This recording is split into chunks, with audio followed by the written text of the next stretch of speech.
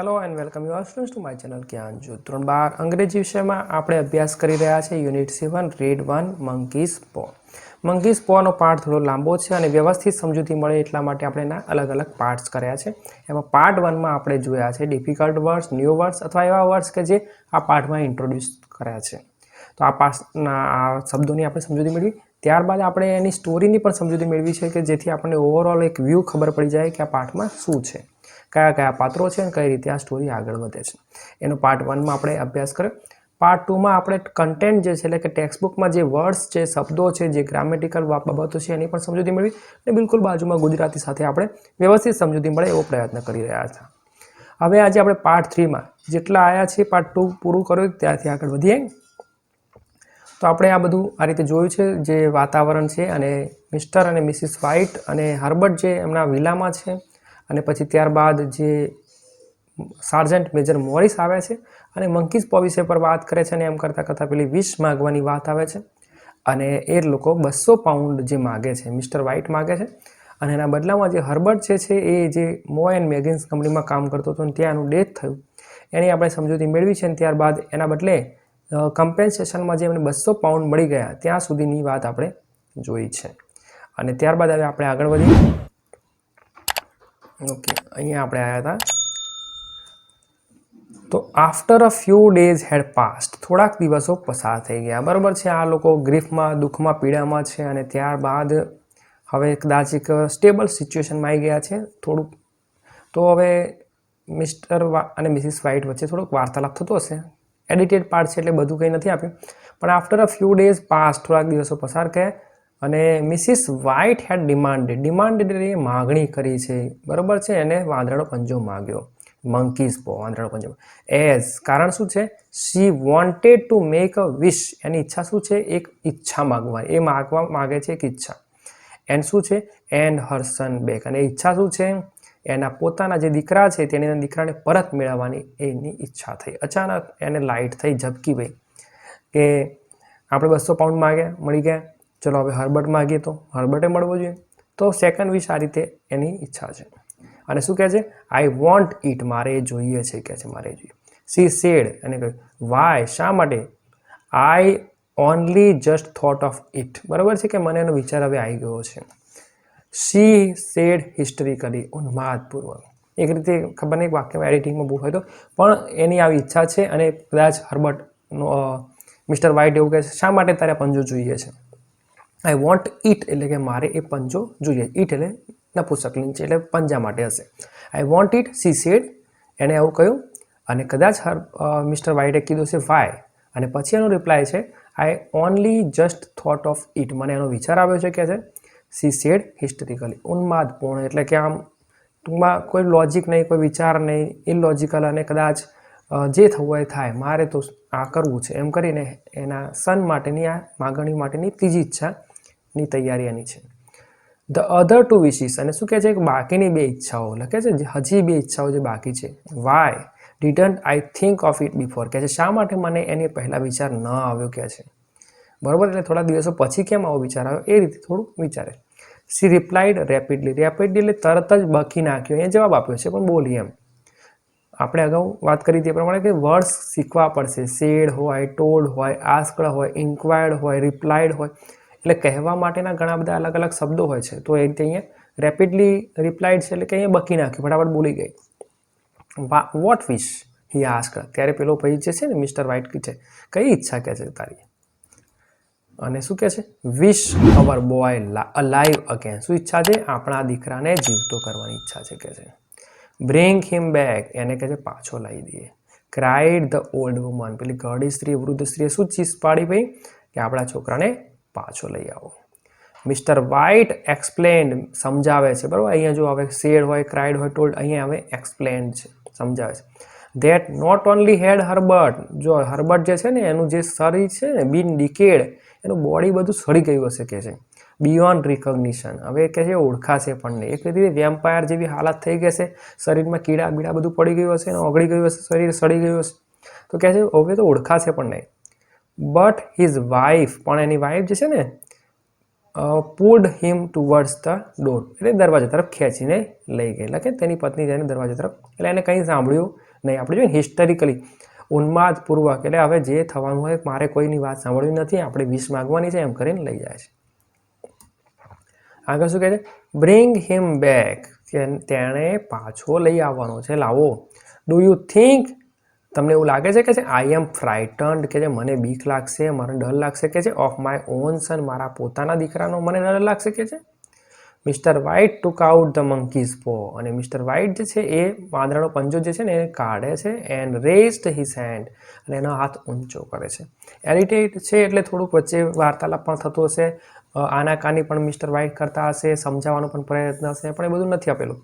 તરત જ એ કદાચ અથવા એક રૂમમાંથી બીજા રૂમમાં જાય છે. જો કે વિડીયોમાં આપણે જોઈએ તો મેં અગાઉ પણ કીધું હતું કે આનો વિડીયો ઓલરેડી સારો એક ફોરેન કન્ટ્રીઝમાં બનેલો, ઇંગ્લિશમાં સારી રીતે મૂકેલો છે ને એમાં એક રૂમમાંથી બીજા રૂમમાં લોકો જતા હોય તો એ બધું પણ હોય, થોડુંક પંજો શોધતા હોય એવી બધી સિચ્યુએશન પણ હોય. પણ અહીંયા આપણે જોઈશું તો એ મંકીઝ પોને આ રીતે મળે છે અને હાથમાં કાઢે છે અને ઊંચો કરે છે હાથ. જે વિશ માગવા માટેની જે પ્રોસિજર છે એ રીતે એ ફોલો કરે છે. અને શું કહે છે? આઈ વિશ માય સન અલાઇવ અગેન, મારી ઈચ્છા શું છે કે મારો દીકરો પુનર્જીવિત થાય. અને જ્યારે આવી ઈચ્છા માગીએ ત્યારે શું થતું હોય છે આપણે અગાઉમાં જોયું છે કે ધ પો ફેલ ઓન ધ ફ્લોર, અહીંયાથી હાથમાં એ પંજો સળવડ્યો અને પછી નીચે પડી ગયો.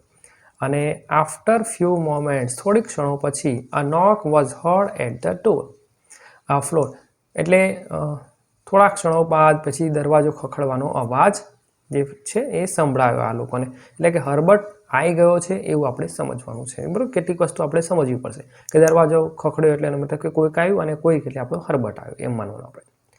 હુ could that be, inquired mister white. Mister વ્હાઇટે શું પ્રશ્ન પૂછ્યો ભાઈ? ઇન્ક્વાયર્ડ, જો શબ્દ પણ આપણે કીધું ને ક્રાઇડ હોય, ટોલ્ડ હોય, એક્સપ્લેન્ડ હોય, તો એમ અહીંયા ઇન્ક્વાયર્ડનો મતલબ થાય છે પૂછ્યું. શું પૂછ્યું મિસ્ટર વ્હાઇટે કે શું કોણ હોઈ શકે?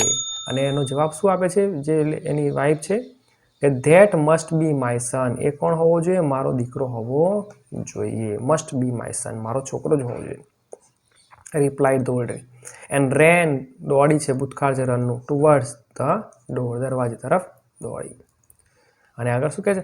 ડોન્ટ લેટ ઇટ ઇન, એને અંદર આવવા દેશો નહીં. હવે અહીંયા ઈટ લખ્યું છે એટલે એ પેલો મરી ગયો છે એના લીધે કદાચ ઈટ લખ્યું હોય, નહીં તો નોર્મલ ડોન્ટ લેટ હિમ આવે ને હર્બર્ટ માટે તો હિમ ઇન, પણ ભગવાન ખાતર એને અંદર આવવા દઈશ નહીં. ગોડ સેક, ગોડ સેક એટલે ભગવાન ખાતર. ક્રાઇડ મિસ્ટર વ્હાઇટ, મિસ્ટર વ્હાઇટે આ રીતે ચીસ પાડી. શિવરિંગ, શિવરિંગ એટલે ધ્રુજતા, ઇન ફિયર, ડરના કારણે ધ્રુજતા મિસ્ટર વ્હાઇટે ચીસ પાડી ઉઠ્યા. શું પાડી ઉઠ્યા? કે એને અંદર આવવા દઈશ નહીં. આગળ શું કહે છે? You are afraid of your own son, શું કહે છે? તમને તમારા પોતાના દીકરાનો ડર લાગે છે કે છે? પ્રશ્ન છે. લેટ મી ગો, મને જવા દો કે છે. આઈ એમ કમિંગ હર્બર્ટ, કે છે હું આવી રહ્યું છું હર્બર્ટ. આઈ એમ કમિંગ, હું આવી રહ્યું છું. બરાબર. એટલે એક માતા છે જે પોતાના સંતાનને, પોતાના દીકરાને પરત મેળવવા માટે હવે વલખા મારી રહી છે, બેબાકડી બની ગઈ છે, અને જે થવું હશે થશે એમ કરીને દોડે છે, હર્બર્ટને મળવા માટે જાય છે. મિસ્ટર વ્હાઇટ સર્ચડ ફ્રેન્ટિકલી, ફ્રેન્ટિકલી એટલે કે બેબાકડા બનીને શું કરે છે? સર્ચ કરે છે, એટલે કે શોધે છે ફોર ધ મંકીઝ પો. શું શોધે છે ભાઈ? વાંદરાનો પંજો શોધે છે. એક બાજુ માતા જે છે મિસિસ વ્હાઇટ એ પોતાના દીકરાને પુનર્જીવિત કરવા માટેના પ્રયત્નો કરી રહી છે, એના માટે બહાર દોડી રહી છે. અને એક બાજુ મિસ્ટર વ્હાઇટ કદાચ ભવિષ્યમાં શું થઈ શકે છે, કારણ કે 200 પાઉન્ડ જે માગે એના બદલે તો હર્બર્ટનું ડેથ થયું હોય, તો પછી હવે હર્બર્ટને માગવાથી કદાચ બીજું પણ કંઈક નુકસાન થઈ શકે એવી કદાચ અપેક્ષા અથવા વિચારોમાં આ ભાઈ પણ ટેન્શનમાં છે, અને એના લીધે કદાચ ફ્રેન્ટિકલી આ મંકીઝ પોને સર્ચ કરે છે. ફિયરફુલ, અને ડર છે એમને, of what was likely to happen, શું થવાનું હતું. બરાબર. એટલે આ બધું કર્યું તો છે, હર્બર્ટને માગે તો છે, પણ એના બદલે શું થવાનું હતું, શું થઈ શકે એનો એમને ડર લાગે છે. As he heard the chain rattle, શું કહે છે? એમણે સાંભળ્યું, શું સાંભળ્યું છે ભાઈ? હર્ડ કર્યું છે. ચેન એટલે સાંકળ જે છે ને, રેટલ એટલે ખખડવાનો અવાજ છે, ખખડાટ સાંભળ્યું. દરવાજા નોર્મલ બંધ કર્યા હોય અને સમજો ને 101 વર્ષ જૂની વાત કરતા હોય તો સાંકળોથી બંધ કરેલો હોય, તો દરવાજો રેટલ થયો, ખખડ્યો. Rattle back and the bottom bolt drawn, અને જે એનો જે ખામણામાંથી પેલો સ્ક્રૂ આપણે સમજે બોલ્ટ એ નીકળ્યો. એન્ડ સ્ટીફલી ફ્રોમ ધ સોકેટમાંથી આ રીતે બહાર નીકળે. એટલે દરવાજો ટૂંકમાં ખોલવા માટેની બધી પ્રક્રિયા આપણને સમજાય છે.